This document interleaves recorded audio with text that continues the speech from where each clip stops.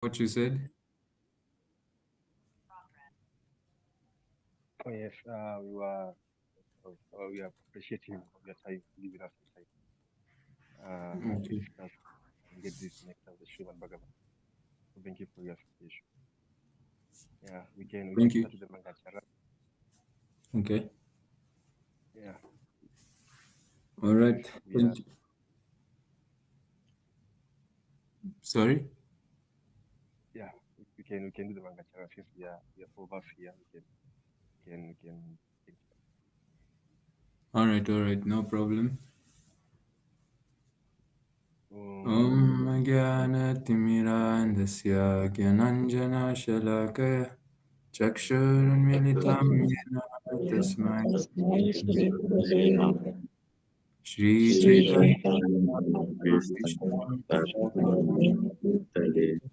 Svapakadamahyam dadati svapadantikam Vandeham Vandeham Shri Guru Shri Yuttapadakamalam Shri Guru Shri Guru Vaishnavamsa Vaishnavamscha Shri Rupam Shri Sagrajatam Rupam Sahaganan Sadhakatam Bhutanvikam Tam Sajiv Tam Tam Saji Advaitam Sivaditam Parijana Sahitam Krishna Chaitanya Deva Shri Radha Krishna Padam Sagana Lalita Shri Vishakandvitamscha Vishwakankitamscha He Krishna Hare Karuna Krishna Karuna Sindhu Dina Bando Jagatpate Gopesha Gopeshwa Gopika Gopika Kanta Kantarada Kanta Kantam Namaste Namoshate Tapta Tapta Kanchana Kanchana Gaurangini Radhe Vrindavaneshwari Vrindavaneshwari Shri Shabana Sute Vrishabhanushate Devi Devi Pranamami Pranamami Hari Hari Priye Priye Vanchaka Vattarivascha Vanchakatarubhyascha Kripa Kripa Sindhu Sindhuvyeva Itanam Patitanam Pavanebhyo Vaishnavebhyo Vaishnavebhyo Namo Namo Namaha Namah Shri Jai Krishna Shri Krishna Chaitanya Chaitanya Prabhu Nityananda Nityananda Shri Shri Advaita Advaita Gadadhara Gadadhara Srivasari Srivasari Gaura Gaura Bhaktavinda Bhaktavinda Hare Hare Krishna Krishna Hare Hare Krishna Krishna Krishna Krishna Krishna Krishna Hare Hare Hare Hare Hare Rama Rama Hare Rama Rama Rama Hare Rama Hare Hare Hare Krishna. So very happy to be with all of you again. It's always my pleasure to serve all of you by speaking about Krishna and his devotees. So we can start. Maybe you can share the verse on the screen. Are you in a position to do that?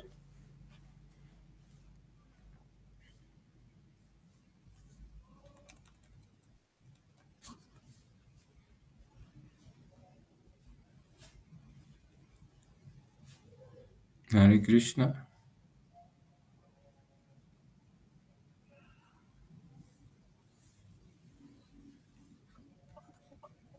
yes, yes. Let me. Yeah.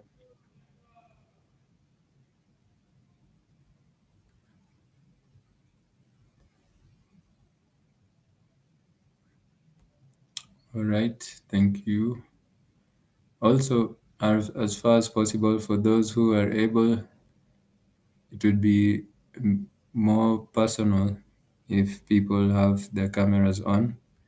It is not a must, but it is better so that I can see with who I'm speaking with rather than seeing names and pictures.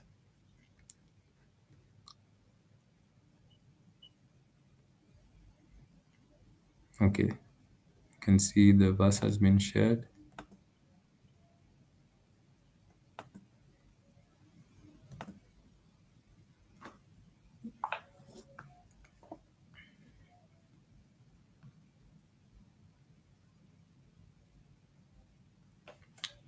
3:24. Okay.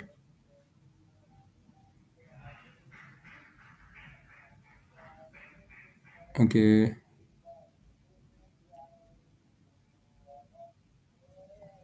Sorry, let me just.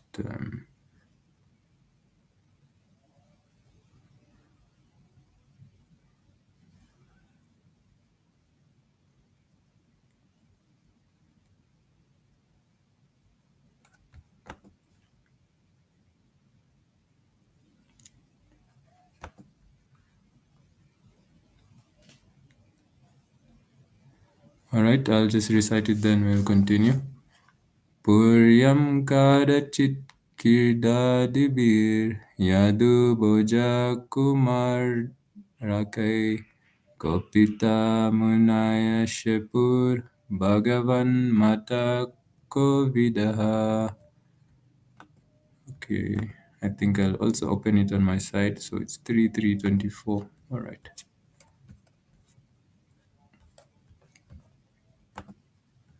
And just open it because I think the font will be bigger on my screen.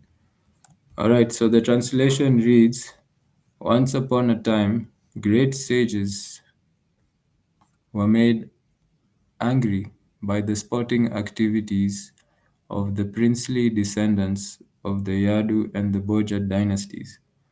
And thus, as desired by the Lord, the sages cursed them. Purport: The associates of the Lord, who were playing the part of princely descendants of the Yadu and Boja dynasties, were not ordinary living entities. It is not possible that they could offend any saintly man or sage, nor could the sages, who were all pure devotees of the Lord, be influenced to anger by any of the sporting activities of the princes born in the holy dynasties of Yadu or Boja, wherein the Lord himself appeared as a descendant. The cursing of the princes by the sages was another transcendental pastime of the Lord to make a show of anger.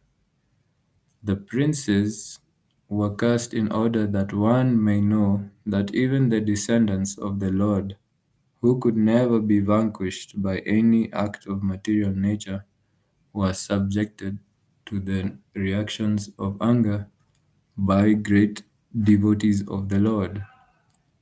One should therefore take great care and attention not to commit an offense at the feet of a devotee of the Lord. Namam Vishnupadaya Krishna Prasthaya Bhutale Shri Bhakti Dhiranam Dharmadareti Namine Yati Shri Bhakti Tirtasya Gunabhavanarvatine Sarvada Sarva Bhaktanam Sarva Raksa Pradayine Shri Radhe Krishna Gauranga Sri Sarvada Prabhu Nityananda Kripamurti Pranamami Puna Puna. All right, Hare Krishna, everybody. So today we are seeing that Krishna orchestrates things for our education. And we can see in the Shrimad Bhagavatam, there are so many innumerable pastimes which have happened for the education of the devotees and also to increase the fame, the glory of the devotees. Because Krishna likes to glorify his devotees and he likes that they are glorified. So, therefore, he orchestrates at times difficult situations for the devotee to transcend. And when the devotee transcends these difficulties, it is more glorious. But also inversely, Krishna orchestrates some situations for the education and for the purification of a devotee. So we have so many instances, we have so many stories in the Shrimad Bhagavatam of the education of devotees. So, for Yes. example, um, let's see which is the most appropriate.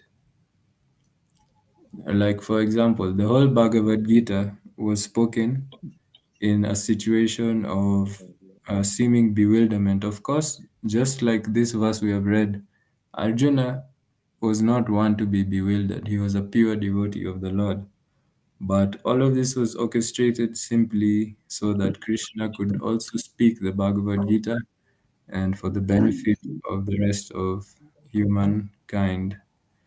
So, similarly, a devotee who is interested in advancing progressively in spiritual life, a devotee who is interested in becoming transcendental is very eager and is very sensitive. Therefore, they are not living life with their eyes shut. And when I'm talking about eyes, I'm talking about spiritual eyes. I'm not talking about physical eyes. So, sorry, just give me a second. I need to plug my charger.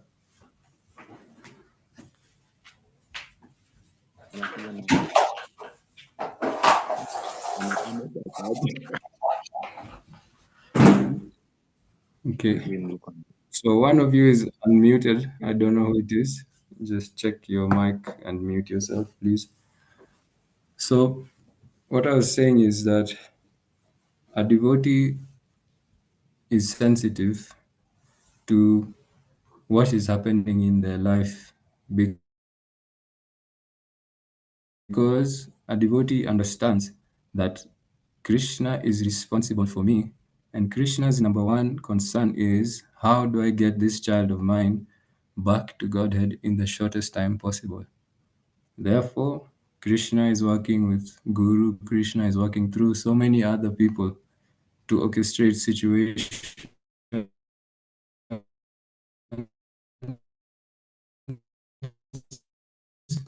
so that and we can have an opportunity to transcend this and others, and so that we can have an opportunity real. Most of the time, Krishna consciousness is just philosophy because we don't get to apply it, or we don't realize when we have the situation that is calling for application of the spiritual science that we are learning. So, just as we're seeing devotees in the Srimad Bhagavatam are going through certain challenging situations, or they find themselves committing offenses, like it's saying here that actually are not people.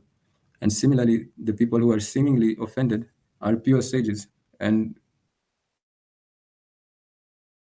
sages don't just get offended over anything.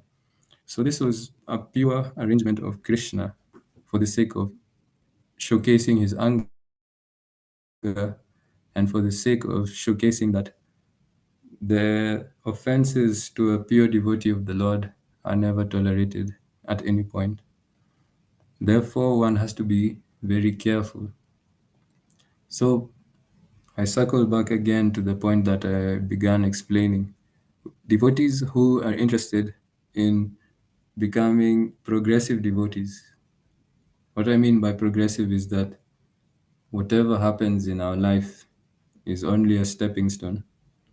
Whatever emotions, whatever challenges, whatever people that come into our life are only going to be seen as a chance for us to continue moving higher, whether positive or seemingly negative. Because a devotee has accepted that Krishna is in charge of my life.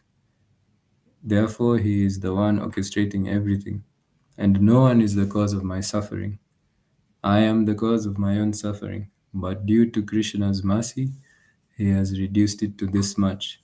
So, therefore, a devotee is very sensitive and alert to the things that are happening in their life, and they're always trying to see, is there anything that is recurring in my life?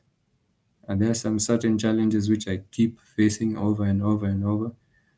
Or is there a certain situation that I should have reacted to or responded to differently to bring out the better, to bring out the greatest good, to unlock those deeper levels of Krishna consciousness? Is there something that I should have done different? Is there someone I should have treated different? Do I need to adjust my attitude in regards to some service, in regards to some devotee? This is how a devotee thinks. So, just as Krishna has orchestrated this situation that we're reading in this verse to teach us the main point that one should be careful when dealing with the devotees of the Lord, especially his pure devotees. We should also understand the same is happening in our life. And a devotee should have spiritual eyes to see this. And you can only see this through Shastra Chakshu. The more you read, the able to start seeing it in your life. The more we are eager to make this philosophy real, the more we are eager to see it working in our life, then Krishna reveals it. Like we've discussed before, these scriptures are called the revealed scriptures. Now, moving to today's topic, which is carefulness to avoid offense. Now, first of all, it is not obvious who is a pure devotee of the Lord, especially to those of us who are on the conditional stage of devotional service. It is not at all obvious. There are so many people who came in contact with Srila Prabhupada, and so many of them did not think him to be a pure devotee, even people that he met in America. So therefore, to the envious when he has descended to the material planet. Similarly, his pure devotees are covered to those who are envious and those whose hearts are full of anathas. Because we simply cannot perceive something pure when we are impure. It's a very simple science. So therefore, we have to depend on the Shastras. The Shastras give us the answers to everything. And there's so many descriptions of how a pure devotee behaves or the qualities of a pure devotee. And by reading these descriptions, then we can begin to see the different levels of a devotee. And our acharyas are so merciful that they've gone further and classified the different levels of a devotee. In English, simple English terms, there's the neophyte, then there's the intermediate or the fixed devotee, and then there's the pure devotee. And even under pure devotee, there's other different segments, which we won't get into because that's a whole other discussion. But the point is that we can understand the level of a devotee simply by referring to the scriptures. And when we begin to see through the eyes of the scriptures, then we can understand how to treat everyone. Of course, everyone should be treated appropriately, but especially when you're dealing with a pure devotee, you should understand that that is your good fortune. So therefore, something which is very powerful,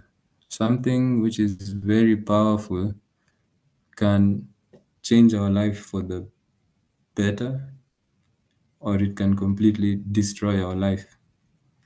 This is the nature of powerful things.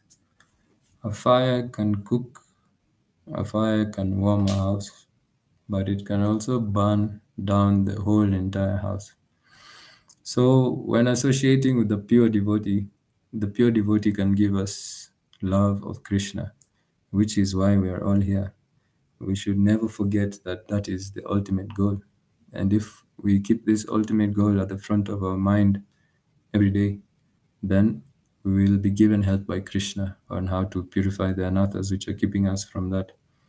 So because pure love of Krishna can only be found with his pure devotees, because the mercy of Krishna can only be found with his pure devotees, we must understand how to see those pure devotees.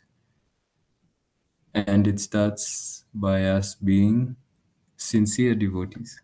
We have to be sincere ourselves because naturally we are always attracted to our modes of nature.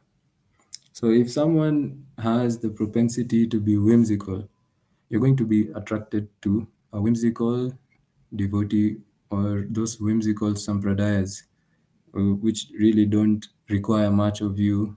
You know, it's just a lot of Ulabalu, a lot of airy philosophy, very beautiful language, but very little practice and actual little factual philosophical understanding. So Krishna also explains this in the Bhagavad Gita when he's talking about the divisions of nature or the divisions of faith. So therefore, in order for us to see a pure devotee or to be able to at least recognize one, we need to begin by being sincere. So being sincere means that we have to have the correct attitude with everything we're doing. Whenever we're doing our japa, we have to have the correct attitude, that I'm calling Krishna's name and I'm trying to connect with him genuinely. Not that I'm trying to force Krishna into my will, or when I'm doing some service, I'm doing it with the correct attitude, with sincerity that I hope this will please Krishna. You remember we discussed we have to give Krishna what he wants. So Srila Prabhupada makes the example, if I ask you for water and you give me a glass of milk, telling me that, no, no, this milk is better, it's more valuable than water, it will not satisfy me because that's not my need. That's not what I desire. It's the same with Krishna. We have to give him what he wants with a sincere heart. And that sincerity is the active ingredient in whatever we're offering him. It's the salt in the food. You can't just give Krishna the best of whatever offering it is without sincerity. It does not satisfy him. And either way, if there is no sincerity, the service cannot be done uh, to a pleasing level. Even in our own life, we have experienced this in either big way or a minute way, somehow or other. I know it's not very hard to understand. So when we are process or when we are sincerely trying to be sincere devotees, we have we have to raise our level of consciousness. So the easiest way and the most important way that one can be a sincere devotee and one can be more conscious, because unless you're conscious, then you're always going to commit offenses. So the easiest way is simple, and there's never going to be a better way than this, and that is attentive chanting. If one begins the day with very powerful chanting, attentive chanting, then throughout the day, that level of consciousness remains there. And therefore, you'll be perceiving things on that lens of consciousness. So, just as if you're using a radio, I know maybe these days most of us don't use radios, but I believe no one is that young that they've not seen a radio. A radio has different frequencies or different FM stations. When you tune into a certain FM, you'll be able to hear what they're saying, you'll be able to hear the music. So, similarly, Krishna and his devotees are on a specific radio station, FM station, and attentive chanting helps us to tune into that frequency. Now we change from sense gratification to Krishna Forever FM. And when we tune in there, then we're able to start hearing correctly. We're able to start perceiving correctly. But as soon as that knob turns, we don't know who is a pure devotee. We don't know who is a devotee. We don't know what should be done. And that is why attentive chanting cannot be stressed enough. So the main thing, there's no point of even discussing so many other techniques or tips and tricks. I know that is what we do these days, but if we just do the basic things with our full attention, with our full absorption, that is more than enough to help us to be able to see things correctly and to be able to be careful. So the whole idea is the more conscious you are, the less likely you are to make offenses. The less conscious you are, then the more likely you are to commit offense after offense. And it is said that offense gives birth to other offenses. So, how can we have good japa? It's just as we've read in the Krishna beginner guidebook and what we've been hearing in all our lectures. The first thing is let's just cover all the physical aspects or the superficial, so to speak. One must have good posture during japa. Unless one has issues with their back or like genuine bodily weakness, there should be no sitting on a wall. There should be no sitting on a chair with a backrest because that is synonymous with falling asleep or laxity. Japa is not time to be relaxed. Japa is time to be alert. Japa is time to be absorbed. So sometimes you see devotees like stacking three cushions, then putting a cushion against the wall and just making like a very comfortable Vyasasan to sleep on. This is not what japa is about.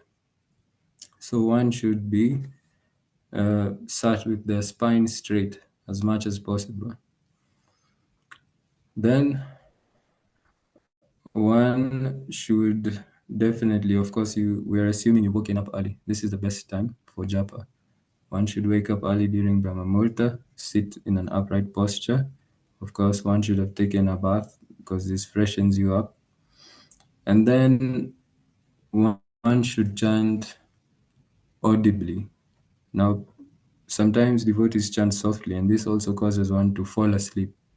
So one does not need to chant loudly, but one needs to chant audibly, such that if I am sitting next to you, just right next to you, I should be able to hear everything you're chanting, all the syllables. Hare Krishna, Krishna Krishna, Hare Hare, Hare Rama, Rama Rama, Hare Hare. Just the same way we hear Prabhupada's recording. There is no syllable which is lost. Sometimes when you listen to a devotee chanting, you'll hear Hare Krishna. The letter R is gone. Or Hare Rama, the A goes, it's Hare Ram.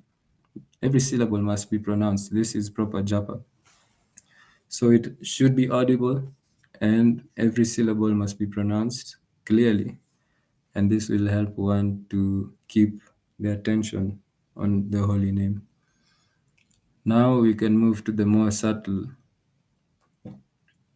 requirements or the more subtle techniques, which is, as His Holiness Swami Bhagavan Keshav Maharaj says, that the art of focus is to refocus, which means every time your mind veers off, you just need to bring it back. You just need to bring it back. There's no other uh, technique.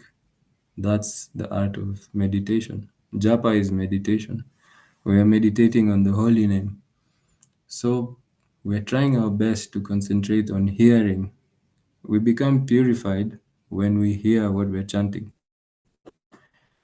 It's not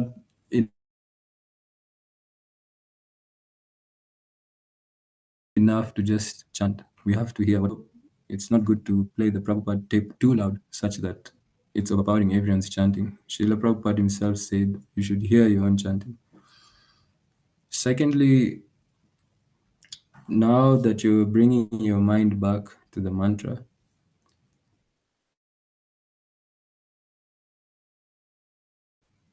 if possible, if you're not yet at the level where you can focus enough to pray, then just focus your mind on the mantra alone. That's enough, and you can pray. The best thing to do is to pray before you start your japa. Even before you chant the Jai Shri Krishna, you start by praying to Krishna that, my dear Lord, I'd like to associate with you through your holy name, but I know my mind is like a monkey. Therefore, please help me to concentrate on you and give me your association through your holy name, and may I develop attachment. Then you can start your japa. Because when you pray, you're setting the mood, you're setting the frequency that you want to tune into. So we're trying to bring our mind into the practice.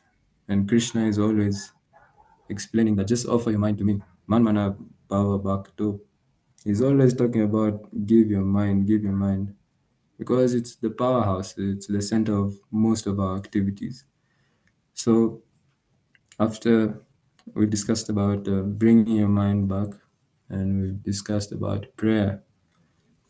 You may pray during your, so you can pray before you start your japa, during your japa, and also at the end of the japa. Prayerful japa is very powerful. Srila Prabhupada was once asked by his disciples, how should one chant? And to that he answered, prayerfully. So one should try to pray before the japa, during the japa, and after the japa. And you'll see a great difference. This, I can guarantee this myself, I've been able to see the result. So yeah, just try and do it yourself. Remember, we said that Krishna consciousness is scientific. And Srila Prabhupada has described science as observation, experimentation, and conclusion. Observation is acquiring the knowledge. So right now you've heard from me, you've acquired the knowledge. Experimentation will be tomorrow. Nashimadev Chaturdashi, the best opportunity to try and practice prayerful chanting. Then you come to a conclusion. After that japa session, how were you feeling during the japa session? How do you feel after the? How is the devotees? Is it the same? Are you reacting to them the same way? Do you feel more love, less love? Then you come to a conclusion. So all of these things constitute good japa. These are simple systems or simple techniques to have good japa. So the point is, Srila Prabhupada has clearly said that 90% of our devotional service is dependent on our japa. So japa raises our consciousness. So the more our consciousness begins to be raised, the more we are careful how we treat the devotees, the more we are loving, the more we want to serve. And ultimately, one who has a mood of love is less likely to offend. We mostly offend people because we're seeing them on the bodily platform. We're making distinctions. We're not seeing them as connected to Krishna. Therefore, it is very easy to make offenses. So the more we japa, it will also soften our heart and increase our feelings. And therefore, we can be able to practice nicely and serve together nicely. Krishna is very pleased when the devotees cooperate, when they unite and serve him. Just as any parent would, every parent is happy when the children are living harmoniously together.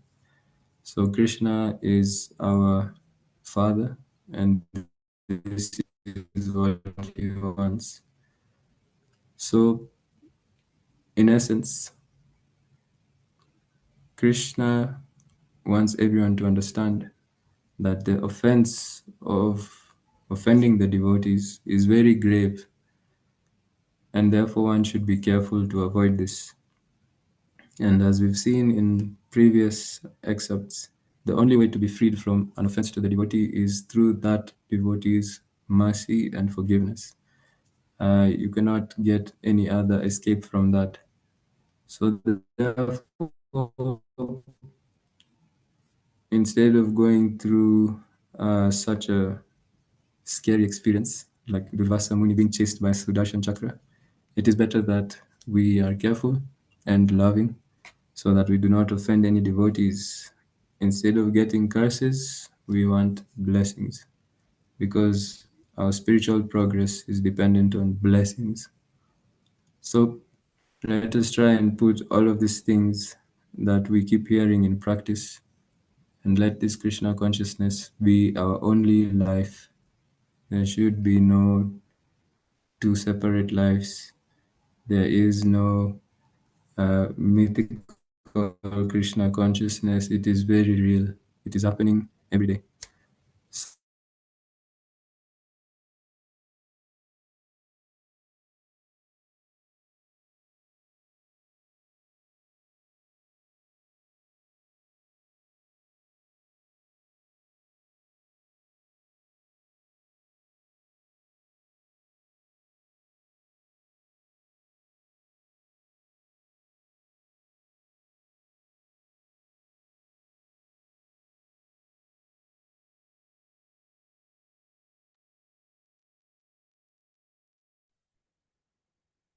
Hare Krishna Prabhuji, we lost you. Yeah, I think he's having network challenges. Let us just be patient so that he can reconnect again. Sure, Mataji, thank you. Hare Thank Krishna. you. Hare Krishna.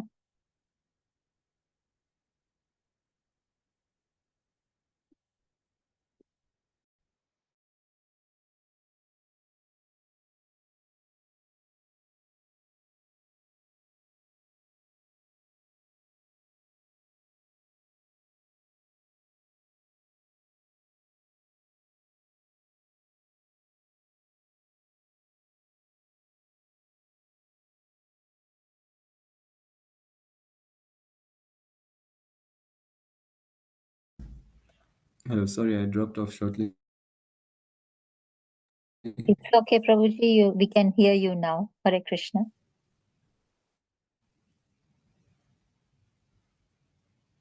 Hare Krishna.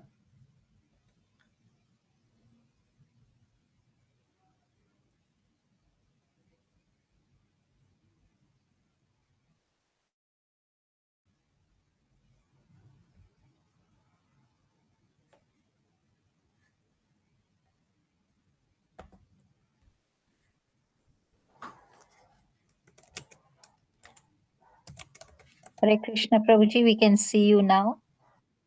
Hare Krishna. Hare Krishna, are you able to hear me? Yes, Prabhuji, we can hear you as well. All right, so I had basically concluded, I'm not sure where it dropped off, but I had concluded and that opened it up for questions. And I was also pointing out that today is the most auspicious disappearance of His Grace Jayananda Prabhu, who is a pure devotee. He was a disciple of Srila Prabhupada. So, anyways, you can, if there's anyone with a question, you may ask now.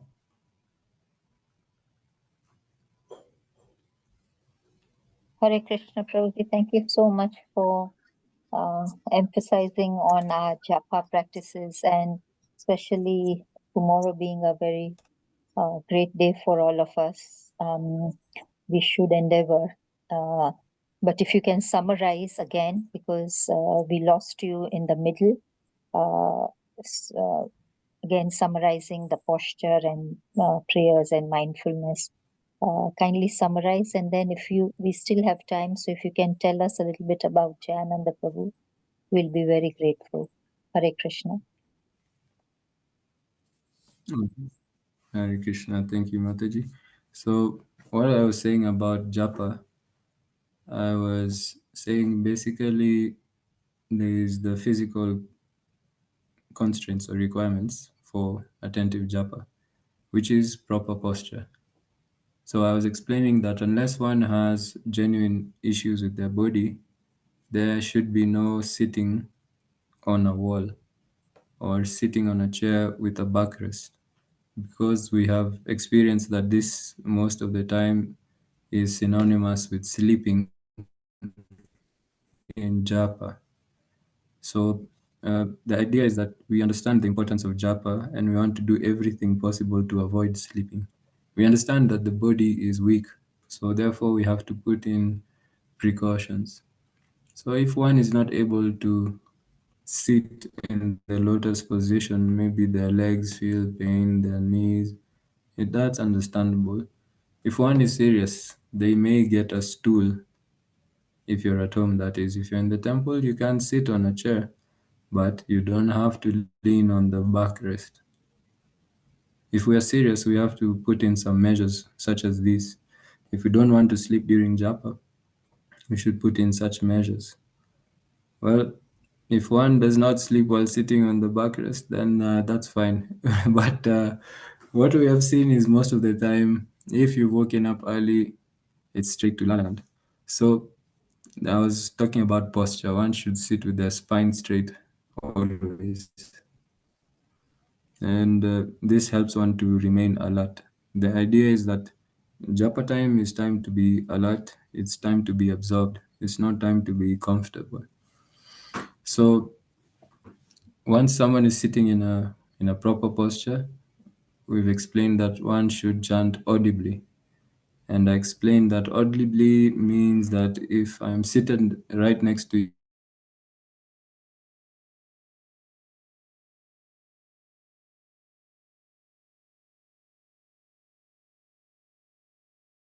you, I should be able to hear each and every name in Prabhupada's recording. Srila Prabhupada's chanting is very clear throughout. Even when he's chanting fast, his chanting is very clear. You can hear every syllable.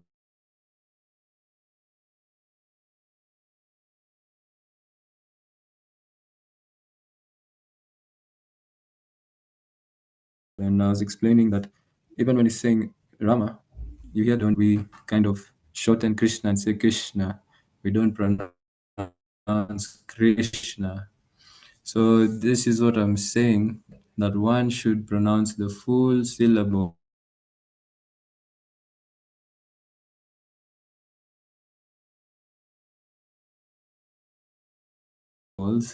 and audibly, because syllables properly, then it is easy to become even more inattentive. So then I brought us to the next level, which is now dealing with the mind during japa, because the mind is very flickering.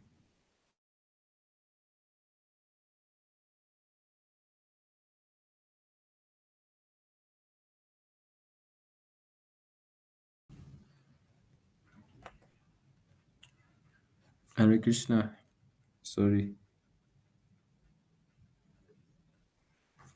Am I audible? Hare Krishna, yes, Prabhuji, now you are audible, but we had lost you. If you Okay. can switch off your video, maybe then you might be, Yes, I've switched it this off. problem might just go. All right, I've switched it off. At what point was I lost? So we understood about the posture, the pronunciation, and now you were talking of the mind, and then we Okay. lost you. So if you can All tell right. us, summarize about the mind.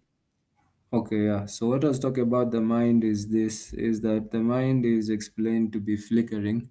So therefore, the nature of the mind is that it is like a monkey jumping from branch to branch. It doesn't want to stay still. So I mentioned that just as His Holiness Swayam Bhagavan Keshav Maharaj says that the art of focusing is simply to refocus the mind, and we have to keep doing that, refocusing. And the more we do that, then the mind is being trained in the process and can be able to hold the focus for longer periods of time. Naturally, the more attachment we develop for the name, then we don't have to mechanically always force the mind to come back. But of course, due to contamination because of our conditioning, this will go on for some time. So the mind will definitely veer off, but we have to steer it back to the right path. And that is what meditation means, to focus the mind on one point. So while we're doing this, Srila Prabhupada says that the most effective chanting is prayerful chanting. Therefore, I explained that we should chant before beginning our japa. Sorry, we should pray before beginning our japa. We should pray during our japa, and we should also pray after finishing our japa. So this prayerful mood helps us to connect more deeper. And Srila Prabhupada himself has recommended that this is the most effective means of chanting. So the more we try and progress, the more we should begin to pray to Krishna, because prayer means to pour out your feelings, to pour out your thoughts to Krishna, to explain your feelings to Krishna and beg for mercy and beg for help. And this strengthens our relationship, and this helps us be more absorbed in our chanting. The whole goal is to be absorbed in our chanting. So everything we're doing, the correct posture, the refocusing, waking up at Brahma Murta when the mind is fresh, when there's less activity, all of this is simply so that we can be absorbed. So yes, we'll be doing the practice of bringing the mind back, but when the mind is back, then we should engage the mind in praying at the lotus feet of Krishna. So, and of course, chanting together with other devotees is always more powerful. Chanting seated together with devotees next to Shrimati Tulsi Maharani, this is very powerful. And I'm sure all of us who have had the privilege of doing this have experienced that. So these are the basic uh, techniques for effective japa. So I believe that is clear now. If there is something that needs to be clarified, you can ask. Hare Krishna Prabhuji, while praying, we pray to the lotus feet of Krishna, or do we pray first to our Guru Maharaj and then to Krishna, or we can directly pray to Krishna? Well, if we're going via philosophy, we always go through the Guru. Of course, we do not have any qualification to go straight to Krishna. So one should pray through the Guru. But there is no hard and fast rules when it comes to prayer. One can simply pour out the feelings to Krishna, but one can also pray to the Guru. So it's not like a hard cut rule that you can only pray to your Guru.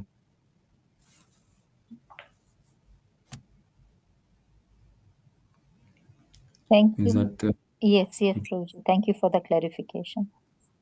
okay? All right. Is there anyone else with a question?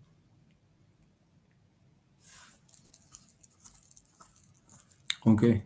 So I'll just quickly speak on His Grace Sri Jayananda Prabhu, who was a disciple of Srila Prabhupada. So I read his pastimes here, and I think I'll just share whatever I can remember because we can't go through the whole material.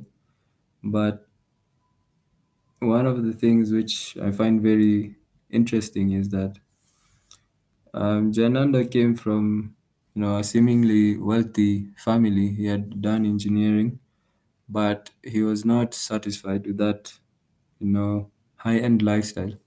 Therefore, he moved to San Francisco from where he was living. And in San Francisco, he was simply driving taxis. But due to that emptiness of not finding, he was really, his heart was feeling empty because he felt that he needed something more. A lot of the devotees who joined during Srila Prabhupada's time, most of them were hippies. And hippies, they came about as a result of, they're a group of people who rebelled against society. Basically, they felt that there must be more than just working a job or just going to school and having a family. They might have been misdirected in their approach, but their desire was sincere. Either way, Jayananda was not a hippie. he was very moderate, but it was described that at some point he reached a very low point and he even was contemplating suicide. It was at this point that he saw an article in the newspaper which was talking about an Indian Swami who had come, and they explained that this brought about some hope in his heart. And he started attending the Bhagavad Gita, was it Shrimad Bhagavatam, discourses by Srila Prabhupada. And very soon he developed attachment for him and he was joining them every morning. So, in this way, his life started to turn around because now his heart finally found what it was yearning for. So, something that struck me from that is that, really, Srila Prabhupada is that pure, and this process is very pure that it can completely turn around someone's life. Someone who was willing to give up his life now had meaning to his life, and you can see he's reached the level of pure devotion and service. So, therefore, this is an encouragement that it doesn't matter one's past, but what matters is their present, how much they are applying themselves to the process.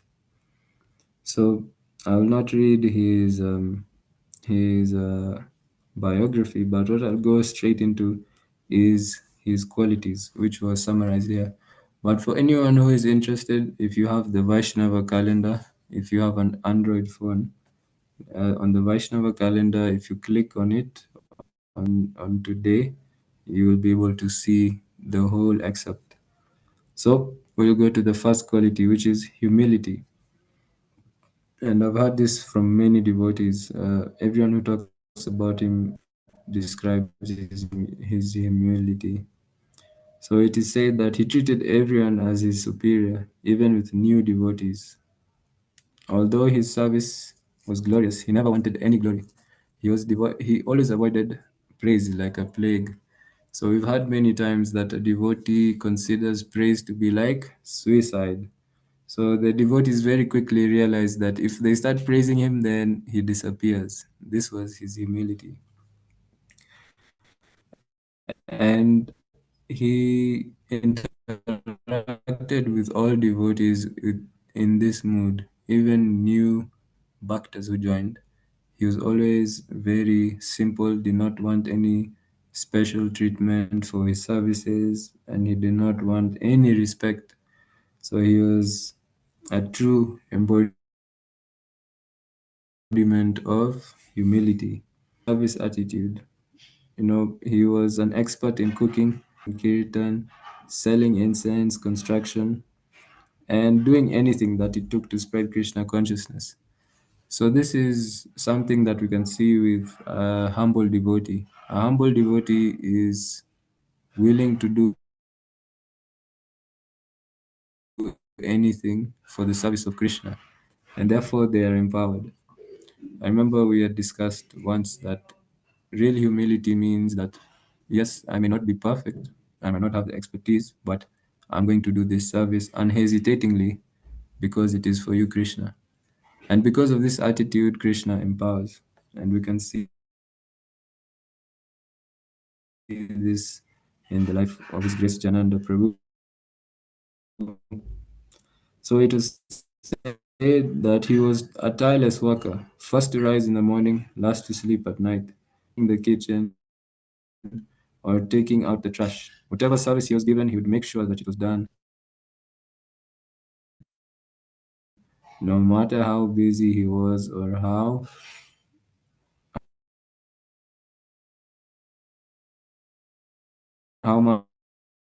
much personal hardship.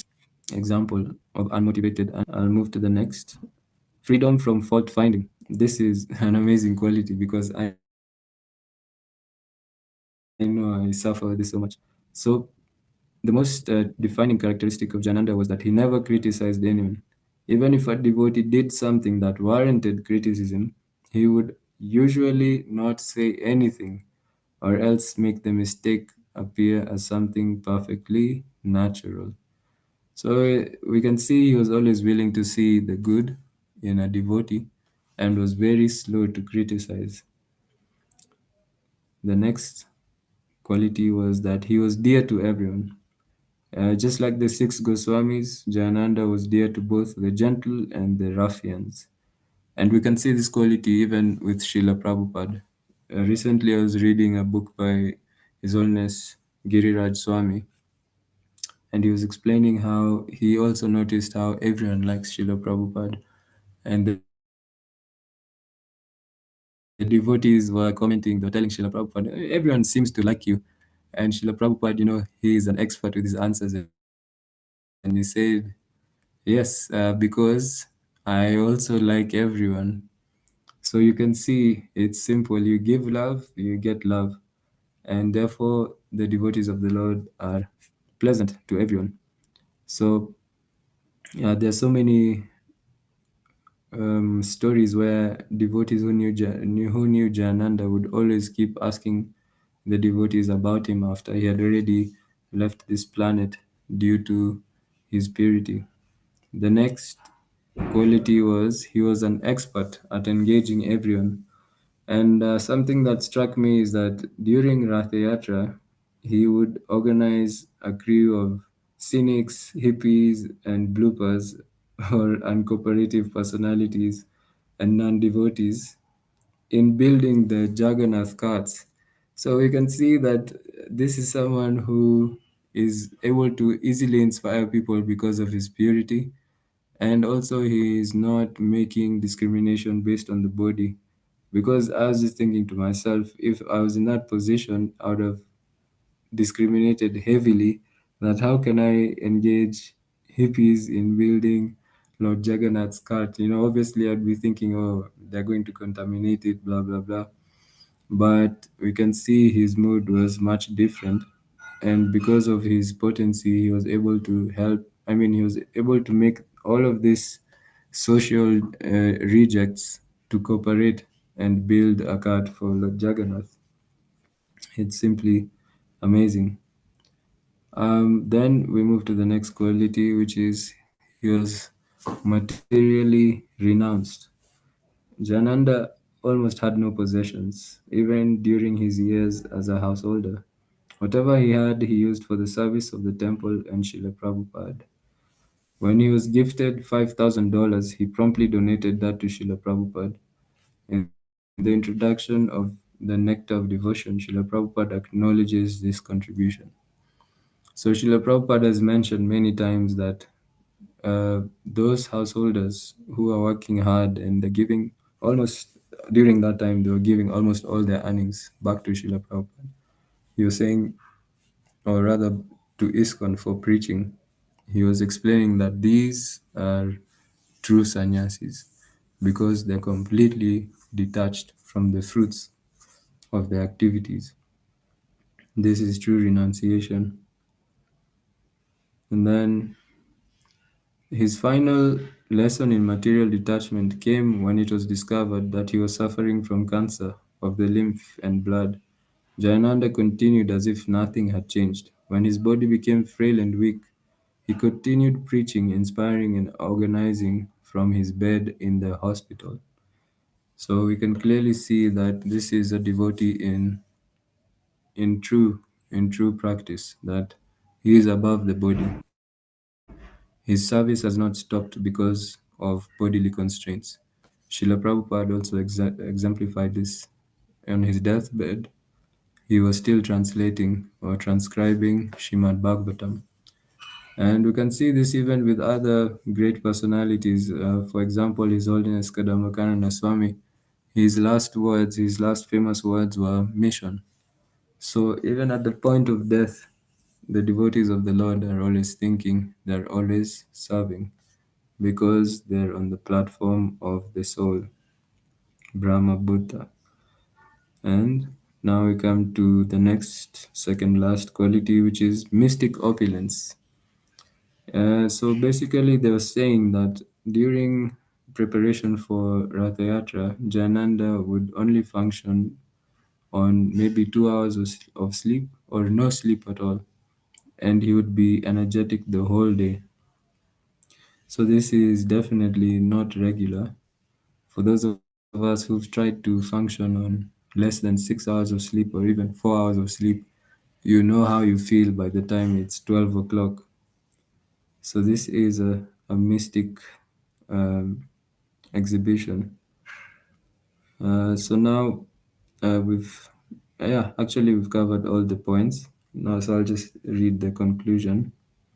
So the conclusion reads, Jayananda passed away on May 1st, 1977. He joined the Krishna consciousness movement in 1967, just when it is in its beginning, and left the planet a few months before Srila Prabhupada. In the scriptures, it is said that when the pure devotees of the Lord appear to execute his will, their associates invariably accompany them. One cannot help but speculate that Jayananda had only come to serve his eternal spiritual master. The fact that Srila Prabhupada was on this planet at the time of his passing away is also significant. It let Srila Prabhupada affirm that everyone should follow the example of Jayananda. We offer our most humble obeisances to Srimad Jayananda Prabhu, the exemplary teacher of devotional service in Krishna consciousness. Shri Shrimad Jayananda Prabhu Ki Jai. So this Yeah. is a brief um, this is a brief of all the transcendental qualities that he had, but I would invite everyone to read into his pastimes. Then we can also be able to understand better how a pure devotee behaves. Today we're discussing how to avoid the offenses to the devotees, especially the pure devotees. So by reading this, we can see a pure devotee of our time, and thereby be inspired. Hare Krishna.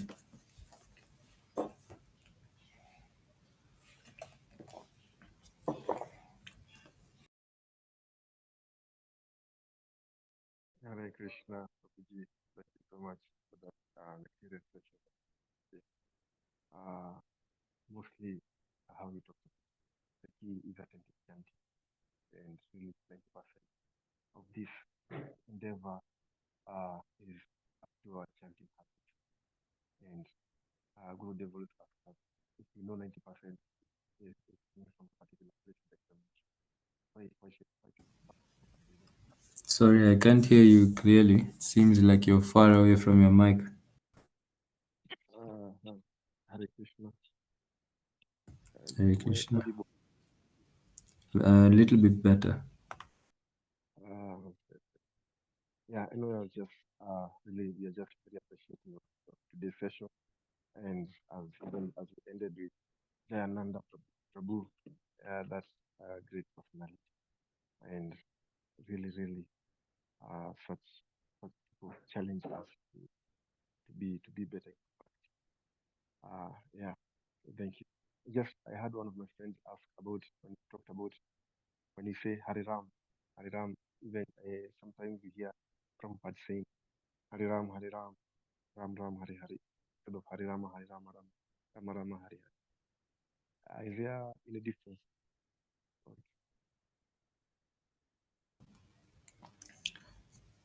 No, okay, as far as I've heard, he chants Hare Rama. But if you listen to the recordings where he's chanting fast, it may sound like he's saying Ram. So I would invite you to maybe listen to it closer, because what I've heard is he usually says Rama, but I can also confirm that. So the mantra has been taught to us by him. He says Rama. When he's even giving class, he doesn't say Hare Ram. So one should just stick to Hare Rama and thereby be able to concentrate better. Okay. Thank you. And uh, when some devotees they feel tired and listen and they chant their way to sleep, maybe somebody cannot sleep well, they're just probably idle, and then they chant their way to sleep in a way to make their sleep better. Is that understand? What would you recommend? So you're saying basically there's a devotee who's not able to sleep, but when they chant, then they're able to sleep, and you're asking if that is offensive. Yes, yes. Yes. Okay, that's I think it's kind of a tricky one. If Priya Govinda, maybe you can take this question. I can see he's on the call. If you're in a position to speak, that is. Krishna, Hare Krishna. Hare Krishna. So, wow, Prabhuji, you gave a very wonderful class, Prabhu. I'm still contemplating on this wonderful, wonderful, wonderful lecture, Prabhu. And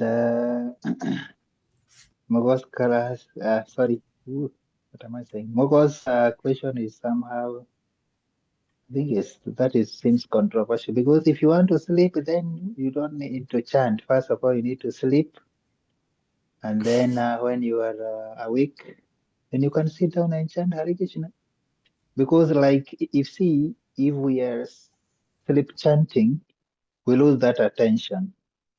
You see, we're not attentive. But actually one of the offenses against the holy name is being attentive while chanting. That is the 10th offense. So we should avoid committing offenses. So if we have some other things maybe we are doing, we are multitasking, we first finish that business, then we engage in japa. Because japa should be like, we have to have focus, as Prabhuji was explaining. So if we are sleeping and we are doing japa, we are chatting and chanting at the same time. Actually, one of our gurus is very vocal on this. And he actually gives instruction to all his disciples that they should not do so. Because you see, we lose focus. Because chanting means that we are having an appointment with Radha and Krishna.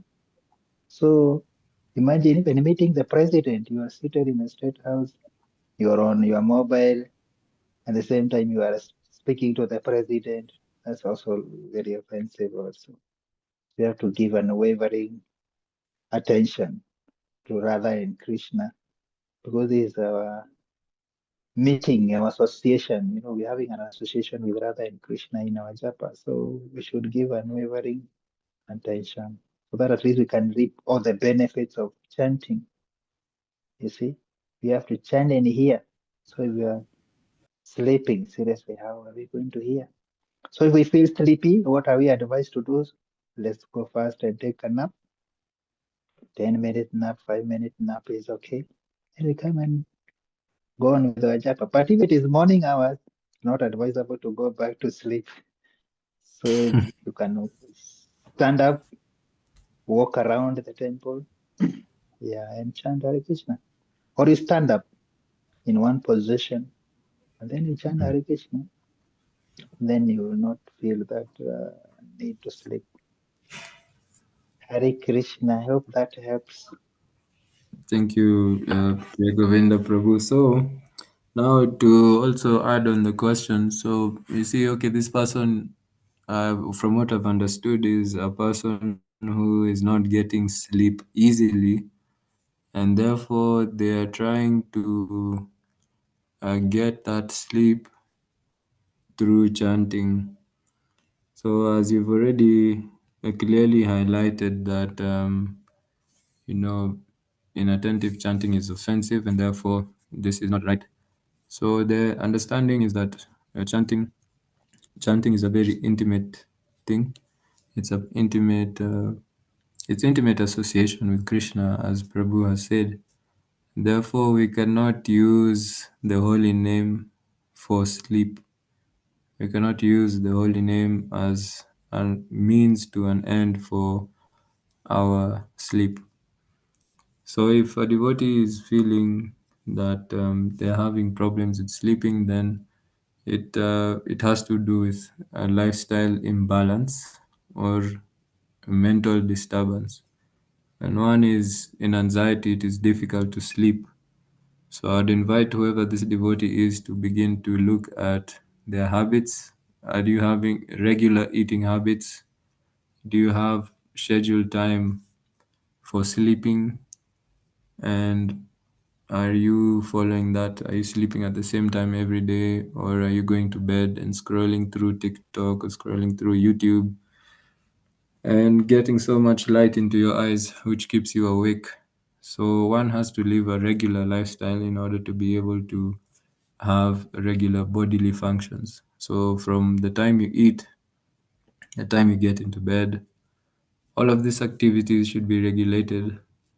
Secondly, as I've explained, one has to also see what is going on in the mind. Are there any unresolved issues? Is there any looming situation in the mind? Are you anxious about something, some result, some meeting? These things are what keep people up. So one has to look at the both of these things. And also, one can read the sweet pastimes of Krishna. Srila Prabhupada says one should read Krishna book before bed, and you're going to have very nice, sweet dreams. I can attest to this. Yesterday, I had or rather today morning, before I woke up, I had a very, very nice dream. We were in a very fired up Harinam, and it was so joyous. I woke up happy. And we were reading Krishna book last night. So try and read Krishna book before bed and also address all of those other issues that I've mentioned. Regulate your bodily functions, regulate your time, and also sit down with yourself and look at your mind, what is going on. Then you can be able to adjust accordingly. I hope this answers your question. Yes, yes, Prabhuji. It's really wholesome. Thank you so much. Thank you so much for us. Okay. Yeah, Govinda. Yeah, I see we All have right. trying. Yes, I just wanted to wish everyone tomorrow a very, very happy Nashima Chaturdashi, and praying for all of us to be able to fully exert all our focus and our effort so that we can get the blessings of the Lord. Hare Krishna. Hare Krishna. Thank you, thank you. And I think with that we can all unmute so that we can receive the blessing tomorrow and also chant one mantra for today's session. Hare SamaDarshi and then it's Modi. Hare Krishna. Krishna, Hare Krishna, Krishna Krishna, Hare Hare, Hare Ram, Hare Ram Ram, Ram, Ram Ram, Ram Hare Ram, Hare Hare. His grace, Panchakarma Samadashi Prabhu.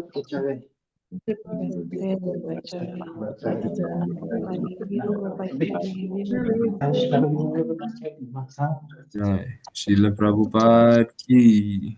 Yeah. Advaita ki. Jai. All right, go right. Hare Hare.